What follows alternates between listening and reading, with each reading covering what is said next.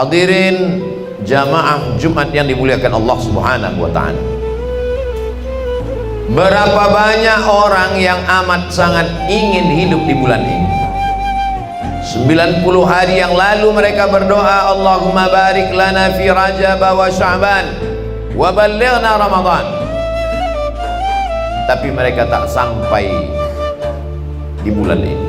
Ada yang lebih cepat dari keinginan, yaitu ajal yang sudah ditetapkan Allah Subhanahu wa ta'ala.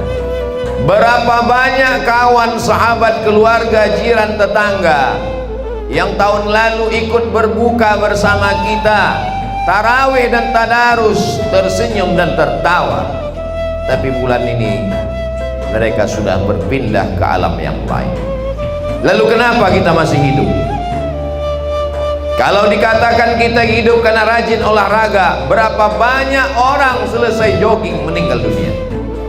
Kalau dikatakan hidup itu karena rajin menjaga 4 sehat 5 sempurna, berapa banyak bapak ibu dokter yang sangat teliti menjaga kesehatannya meninggal lebih dulu dari kita.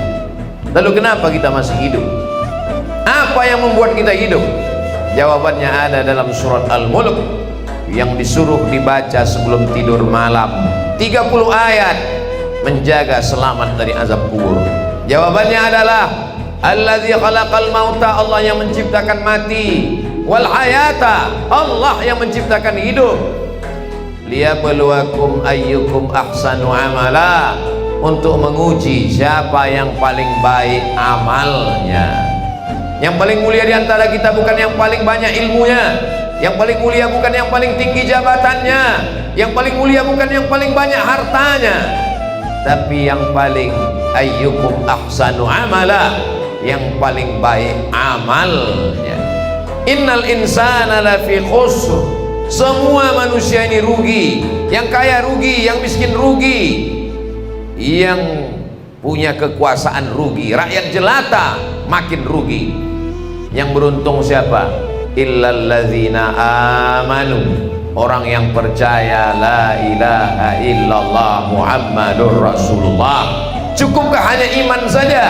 Wa amilus shalihat, dia tidak hanya sekedar beriman, tapi dia beramal saleh. Dan orang itu tidak egois, dia tidak berpikir yang penting aku sudah selamat, yang penting saya sudah beramal. Wa amilus shalihat wa tawassaw bil haq, mengajak kawan, jiran, tetangga, kawan, sahabat, sekantor, satu alumni, mengajak orang-orang yang ada sekeliling untuk beramal soleh. Amal itu ada 4. Amal yang pertama amal badan, tegak, ruku, sujud. Itulah dia amal-amal kita dalam tarawih. Selesai tarawih, witir, selesai witir, tadarus, baca Quran. Ini namanya amal badan. Yang kedua adalah amal harta, zakat, wakaf, infak, sedekah. Ini amal harta. Yang ketiga adalah amal lisan. Ketika kita berkata subhanallah walhamdulillah wa la ilaha illallah, lisan kita sedang bergerak, berzikir, menyebut, mengagungkan asma Allah.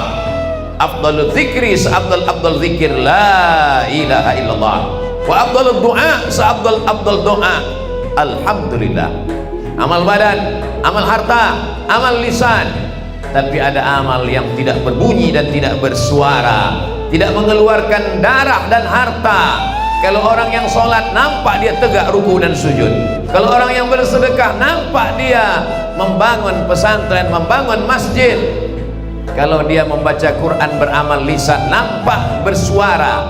Tapi ada amal yang tak bersuara, dia adalah amal hati, ikhlas, ridha menerima takdir Allah, sabar menerima ketetapan Allah. Begitulah adilnya Allah. Karena tak semua orang punya harta. Seandainya yang masuk surga itu hanya amal harta, bagaimana dengan orang yang tak punya harta? Seandainya yang masuk surga itu hanya amal badan, bagaimana dengan orang yang sakit? Allah maha adil, Allah maha bijaksana. Yang terbaring di rumah sakit, dia masih bisa berzikir. Ayul amal khairun, apa amal yang paling baik ya Rasulullah? Apa jawab Nabi? Antufariqad dunya, kau mati meninggalkan dunia, walisanuka ratbun bidzikrillah, lidahmu basah menyebut nama Allah. Subhanallah wa bihamdihi, subhanallahil azim, la ilaha illallah, hasbunallah wa ni'mal wakil, ni'mal maula wa ni'man nasir, wala haula wala quwata illa billahil aliyil azim. Bagaimana dengan orang yang koma? Dia tidak bisa berzikir, tapi hatinya dia tetap sadar, telinganya tetap mendengar, sehingga ketika orang berkunjung mendoakannya di telinganya, ya Syafi, wahai engkau yang maha menyembuhkan, ya Kafi, engkau maha mencukupkan, ya Mu'afi, engkau maha menyehatkan, isfi mardana, sembuhkan saudara kami yang sakit. Dia tak bisa lagi berkata-kata, air matanya meleleh. Kenapa air matanya meleleh? Karena air mata itulah respon terakhir menjelang malaikat maut datang. Bagaimana amalnya? Amal badan tidak bisa, amal harta tidak bisa, amal lisan lidah tidak bisa. Dia beramal dengan hati, hatinya tetap menyebut Allah, Allah, Allah.